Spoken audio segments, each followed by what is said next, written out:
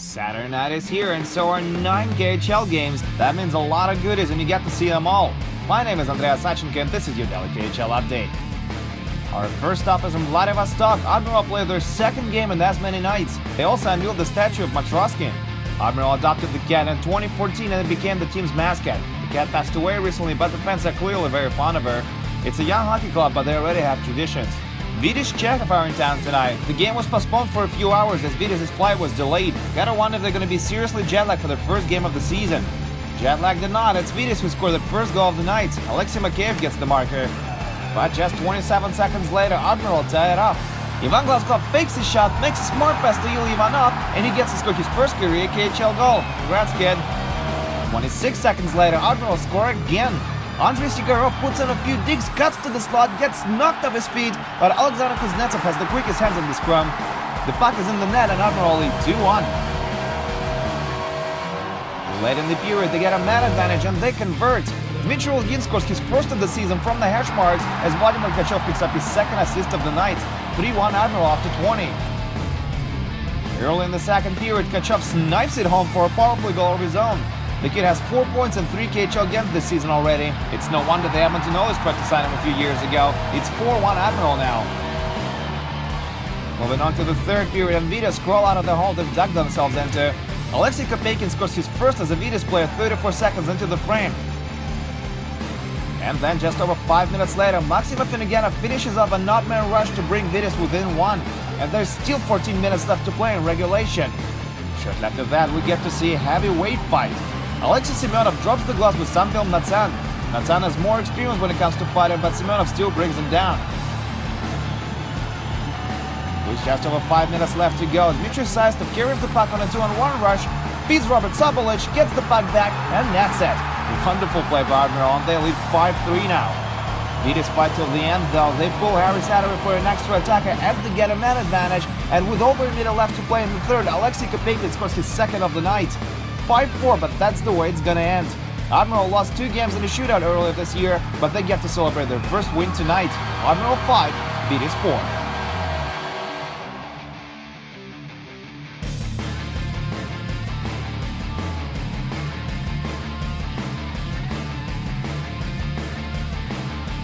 Next stop, Omsk. Avangard hosts struggling Boris tonight.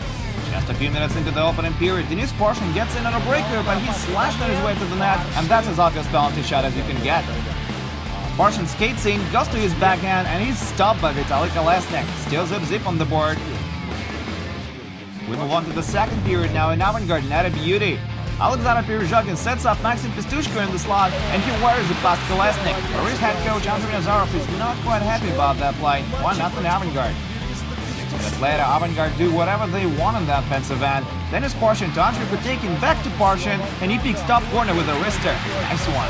2-0 Avangard now. Moving on to the third period, we're halfway through and Avangard score again. Yunus Anilov takes a shot from the blue line, misses the net, but the puck still goes in off the rebound off the end boards. Kolesnik is just having bad luck. It's 3-0 Avangard. Boris got a consolation goal late in regulation as Captain Brennan Machensky nets his first of the season. Dominic Furk was just 54 seconds away from his second shutout win in 3 games. He's not going to be too disappointed though, as his team goes 3 for 3 to start the season. Boris lost all 3 of their games and they're still looking for the first points of the year. 3-1 Avangard is your final.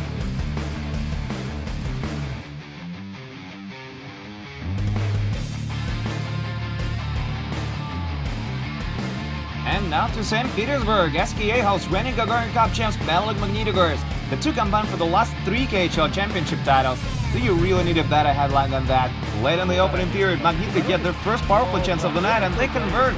Jan Kovar scores on a rebound and Sergei Mazyakin and Chris Lee pick up the assists. It barely crossed the line, but it counts. 1-0 Magnito up to 20. SKA get it back early in the second. Anton Belov puts the puck on net from the point and it goes straight in. Vasily Koshky couldn't see the puck with the traffic in front and it's a tie game 1-1. 2 minutes later, Magnitka regained the lead. Sergei Mazyakin picks up a rebound in front and sends it in for his 3rd of the year. Magnitka's captain is still as ridiculously productive as you'd expect him to be.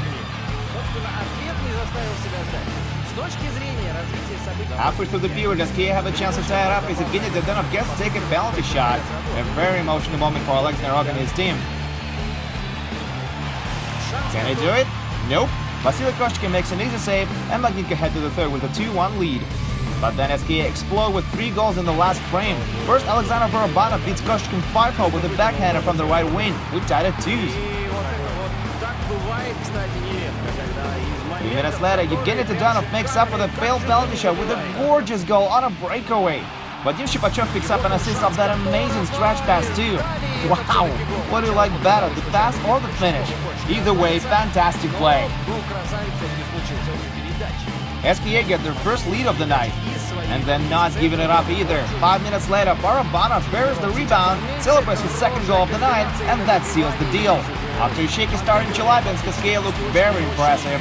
4-2 is your final on this one.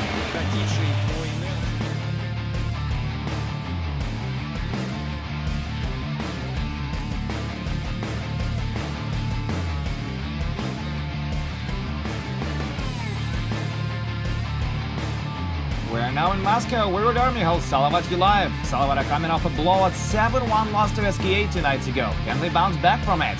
They get an early power play, but almost concede a shorthanded goal. Alexander Popov carries the puck into the zone, then surprisingly doesn't go to the net, but Kirill Petrov, and his shot is stopped by Niklas Svedberg. A little later, Timo Harnikainen makes an excellent pass to Linus Umark, sending him on a partial breakaway. He can't get a good shot away, but the puck is still hopping around the free, still Ilya Sorokin swipes it away. What a save by Sorokin! Some worrisome stuff happens next. Konstantin Alexeyev is checked by Igor Grigorenko, and he's caught by the corner of the boards. The door of Red Army's bench was not locked, and it looks painful. Alexeyev did not return to the ice after that hit. Very unfortunate. Halfway through the period, Red Army scoring a power play. Jan Mursik makes a wonderful pass to Igor Zhizhanov at the far post, and he scores his second of the season. Greg Scott picks up his first career KHL point on the play, and it's 1-0 Red Army. But just a minute and a half later, Salavat tie it up. This one also comes on a power play. Samuel Lepisto puts the puck on net from the blue line. It's deflected a few times, and Andres Enquist buries the rebound. Tie game 1-1. We move on to the second period, and Red Army score a quick one. Sergei Andronov walks into the zone, goes for a wrister, and beats Weber offside. Sometimes it's just that easy. And sometimes it's even easier. 4 minutes later, Nikita Pivtsakin gently puts the puck on net from the point through traffic. Svedberg doesn't see it till it's too late, and Red Army now lead 3-1. Salavat get a goal back in the third period, but it's waved off right away as Stepan Kriponov was in the crease when Avram Lisin blasted it in. And that's as close as they can get on this one. Salavat suffer another loss against one of the top teams in the league. 3-1 Red Army final.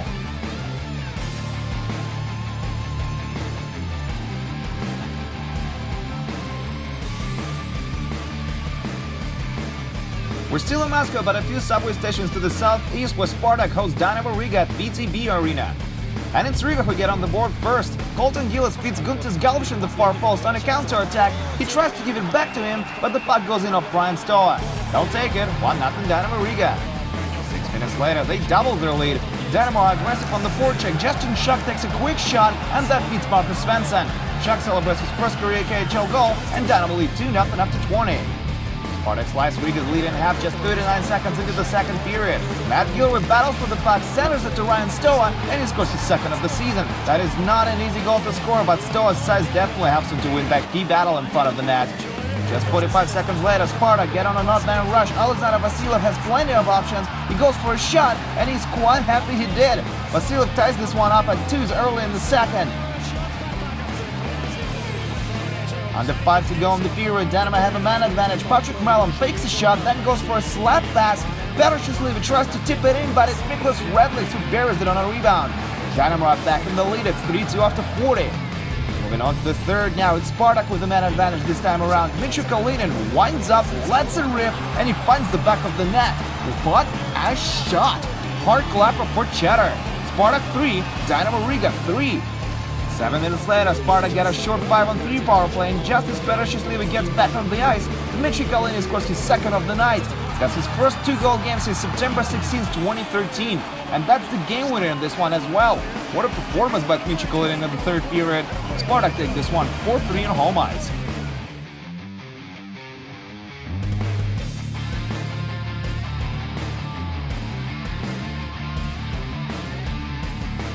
Welcome to Nizhny Novgorod, where Torpedo hosts Jokerit. The two met last postseason, and Torpedo won the series in 6 games.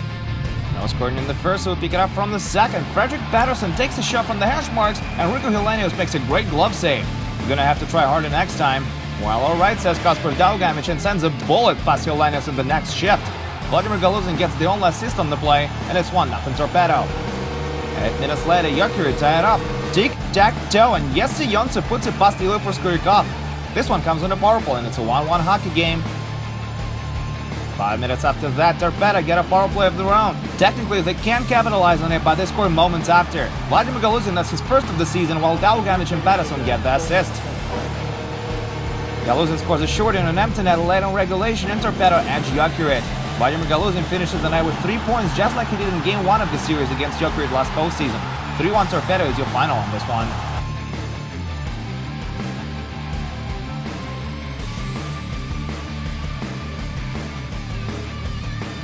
And a few more sports to tell you about. Traktor enjoyed a blowout 7-2 win over Severstal. Maxim Yakutsen and Paul Shikhura got 3 points each.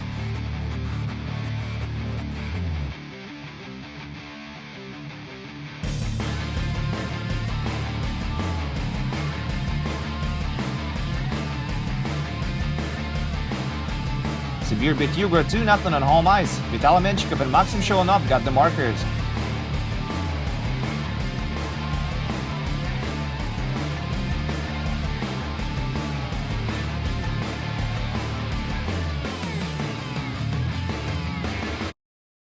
And final Afton Bilis beat Kuznev 5-2 on the road as Rock Teacher scored 2 goals.